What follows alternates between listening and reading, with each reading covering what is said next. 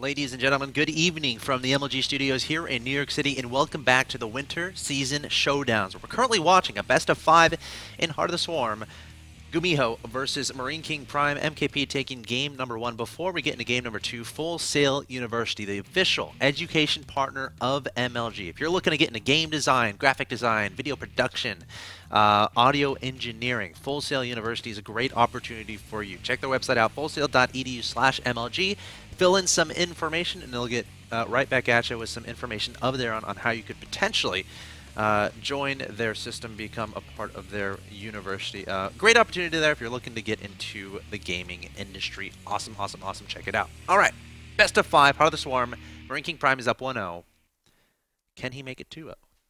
I mean, Marineking Prime looks like he knows. He's played so much Heart of the Swarm. Gumiho, of course, you know, has been doing a lot of stuff in the GSL Codas and stuff. So it looked like he didn't know how to deal with the Hellbat drop that first game. Will he figure out in time? Because he's got it with the Reaper. Yes, he did. So will he figure out in game 2? Who's to know? I mean, that game was very close. Yeah. Like, literally, it was a 150-minute difference, and this was, like, and this was his maybe one of his first couple times playing against that build. So Gumiho's a very smart guy. Let's see how he adapts. Yeah, let's see. Of course, you know, TBT, very unforgiving right now in Heart of the Swarm. So it seems one little mistake and it could cost you. I mean, we saw that there in the Banshee, the double Banshee, instead of the second Viking. So have to see what happens here. You know, Gumiho might have been preoccupied in preparing for a recent Wings Liberty show match or clan war against Root, which Root ended up winning. Just, pretty solid performance there from Root Gaming, taking out FXO there. Of course, it's FXO Korea, where Lenok and Gumiho actually played in. So Root, really good job there. Look at this from Marineking. He's not building SCVs anymore, and he's got one heading across the map. But look at where Gumiho's building his first depot. He's got to be aware of this potential threat. Is he going to proxy the barracks right where the depot can see it? He might. That would be terrible. No. Oh, just barely out of range of that. What a closely wow. All right. Got to introduce these players before this gets too dirty. In the bottom left-hand location, we have the Red Terran player, Gumiho. Of course, currently down 1-0, has some work to do. His opponent in the top right, Marineking, having a good time so far, up 1-0. Had some fun with some Hellbats versus SCVs in game number 1. He is your proxying player, Marineking Prime. Placing that barracks down. It has to be a Reaper. It is. This is a proxy Reaper rush. A lot of people do actually a double proxy Reaper rush. You build a second barracks and see if he does that following the first barracks, constructs a second, because it's incredibly strong. The idea is you get the Reaper out early, and you just keep picking your opponent, regenerating, and if you keep picking them, they never develop to the type of units that can actually kill a Reaper, the Hellion, the Widowmine, a core of a significant Marine count. Those are the threats. But on the other hand, what is Gumiho doing? He's mining gas. This placement is crazy. He's going to lift it up and land it? I think he's going, no, he's going Reapers himself. Yeah, I guess it wouldn't make sense to lift it off and land it. Yeah, he's going Reapers himself. That's why I put it there. And defensive Reaper, he's got so much better economy because he's got the orbital. Whereas Marineking cannot afford orbital. But he's spending money on a second gas because he wants to proxy a factory most likely. That won't, or maybe not proxy, but wants to build a factory. That's not going to help as much. But as long as he keeps constant Reaper production, he should be fine. Yeah. The question is, he's got to turn his first Reaper around the instant he sees this. Oh, he sees it now. Yep. Oh, his Reaper's about to pop too. So the Reaper coming in here and Marineking in a spot.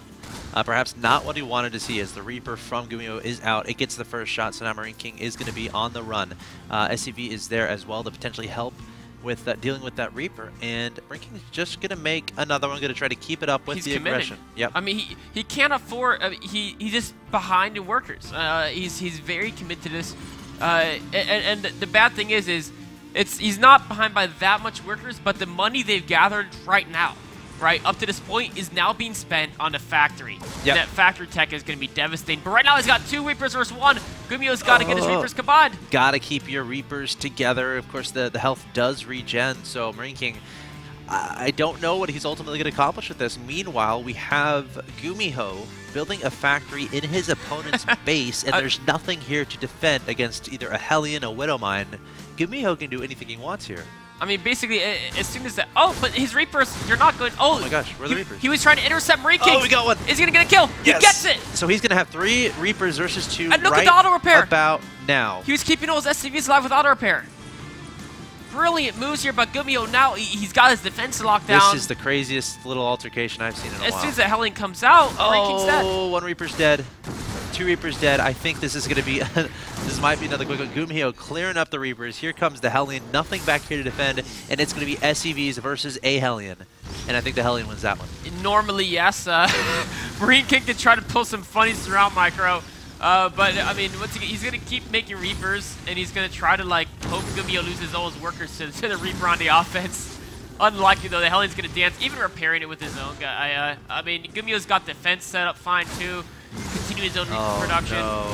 If Marineking can buy time to get... I mean, no, yeah. Yeah, there's the GG. Wow, Marineking going for the proxy barracks play. I guess did not expect that opening, obviously, from Gumiho. Of course, this is apparently a current metagame where getting the fastest Hellbats possible is the way to go. I guess Marineking fastest Reapers. Well... I think, you mean... Right. I think Marineking thought that his opponent was going to go for the fastest Hellbats, you know, skipping as many units as possible, maybe just getting a Marine out. And he didn't expect his opponents to go Reapers just as fast as he did. And once he's got that, it's a build order thing. Like, it's really difficult to win a game. It's definitely an advantage. I mean, one thing to consider is what would have happened if Marineking committed more to that? If he built a second barracks. And then all of a sudden, if he gets the Reaper advantage, maybe he can win there. It's like I don't Phoenix know. versus Phoenix almost. Yeah, it is. So, I mean, typically, because I've been playing a lot of Terran at the high master on Ladder Lady, and in Terramir, a lot of people do that double 8. They build 2 barracks as an 8 supply. Of course, it takes a little while for that second barracks isn't kicking instantly. And, you know, Gumiho's factory would still probably in the game because Hellions are so good against Reapers. It would be interesting to see how that would have played out, though. Yeah, it was cool that Gumiho just in a matter of seconds thought, all right, my opponent's barracks is near my base. I can just build a factory in my opponent's base. And if Marineking doesn't scout that, it's like... You can't do much at all. Yeah. So great play there from Gumiho. He's going to even up this best-of-5 series 1-1. We got a series on our hands. Stay tuned, guys. Game 3 is coming up.